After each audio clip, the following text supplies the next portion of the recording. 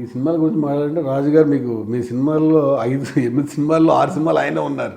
ఇక ఆ బాండింగ్ అలా కొనసాగుతూ ఉంది, కంటిన్యూ అయింది. అంటే ఒకటే సినిమా భగవంత్ కేసరి బయటికి వెళ్ళారు, ఫస్ట్ సినిమా పటాసు. అది సరళేరులో అనిల్ శంకర్ గారు ఉన్నా కూడా పార్ట్నర్స్ ఇద్దరు. రాజుగారు ఉన్నారు కాబట్టి director indirect is there.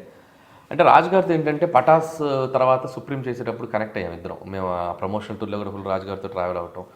So ఆయన నాకు ఇచ్చే ఫ్రీడమ్, ఆయన నాకు ఇచ్చే ఇంపార్టెన్స్, అది నేను బాగా కంఫర్ట్గా ఫీల్ అవుతాను ఎప్పుడు.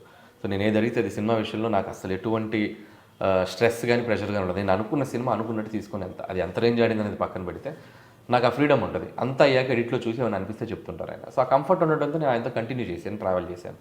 ఇప్పుడే లాస్ట్ భగవంత్ కేసు నుంచి బయటకు వచ్చి ఇప్పుడు మన సాహు గారితో చేశాను. మళ్ళీ ఇమీడియట్ ఫిల్మ్ కూడా మళ్ళీ సాహు గారికి చేస్తాను. అది చిరంజీవి గారా బాలకృష్ణ గారా? అంటే మోస్ట్లీ చిరంజీవి గారికి జరుగుతుంది. అది ఇంకా కాంక్రీట్గా ఎప్పుడనేది తెలుస్తుంది అసలు ఎంతవరకు ఏంటనేది, ఇంకా ఎర్లీ టు టెల్.